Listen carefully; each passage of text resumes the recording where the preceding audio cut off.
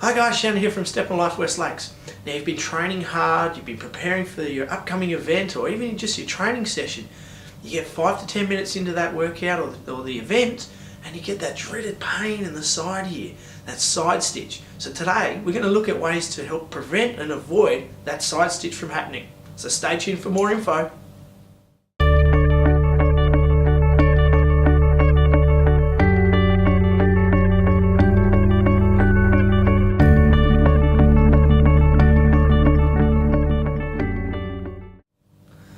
Hi guys, and welcome back. So today we're going to be discussing the side stitch. You know, you've done all the training, you're out at your training session or you're at your event and you get 5-10 minutes in and you get that dreaded pain in the side there. So what are you going to do? Well, today we're going to look at how best to avoid that side stitch from occurring. So we've got some great tips for you.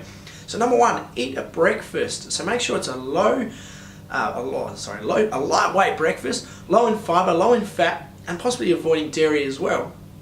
And eating 2 to 3 hours before your training session or event, and then having a banana or something similar 30 minutes beforehand to make sure everything's properly digested and just to give you enough energy to get through the training session or the event itself. Now, warming up gradually before a training session event, absolutely ideal. It not only prepares your mind, your body, but it allows you to get the optimal breathing rhythm that you'll need for the upcoming training session or again event. So another one is to start slow and build up. So you don't want to go too fast, too quick, because your breathing will become, or your diaphragm and everything will become overwhelmed, and you won't be able to get back that breathing rhythm that you had when you first started. So making sure you start slow, gradually building up that pace, so you can finish off strong with a training session or event as well.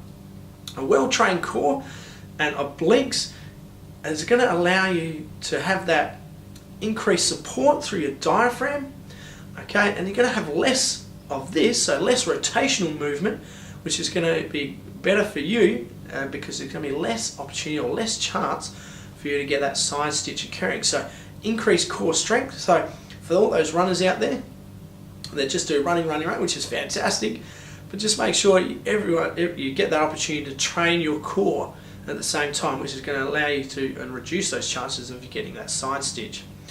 Controlling your breathing is a big one. This is, you know, we talk to a lot of our members about this. So as the faster you go, obviously the more oxygen you're going to need. So what we try and train our members and let them know and educate them on is a simple method of 3 to 2.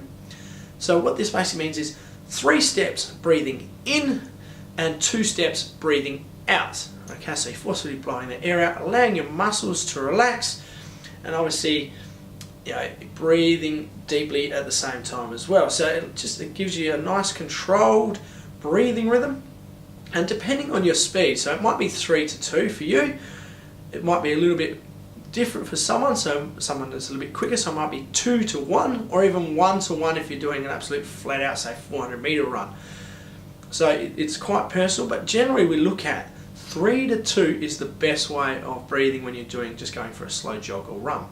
You may need to also slow down during a training session or event just to reduce the chance of you getting that side stitch, or even if you can feel it coming on already, you may need to just slow down. So it might be to a slow jog or even to a walk for a period of time just to let that pain ease. Now if you do get that side stitch, what can you do? Well, you can stop, you can stretch. Okay, so we've got a couple that are good for you.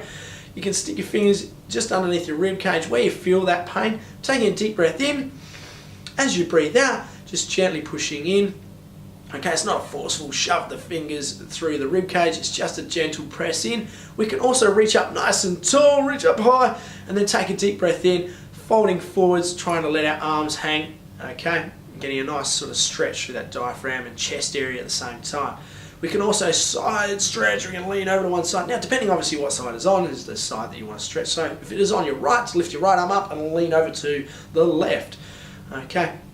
But the good news is, the more training, the more running you do, the better the less likely you are to get that side stitch.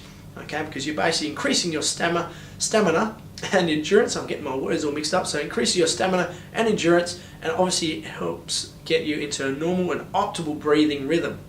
Alright guys, hopefully this has been very helpful for you today. There's a lot of information there. So make sure you like, click on comment and put a little comment down there for us. Share it with your friends, share it with everyone. Then subscribe to our YouTube page. Head to our Facebook page as well, so you can see all the other stuff that we're getting involved in. But until next time, stay fit and have fun, and we'll see you then. Bye.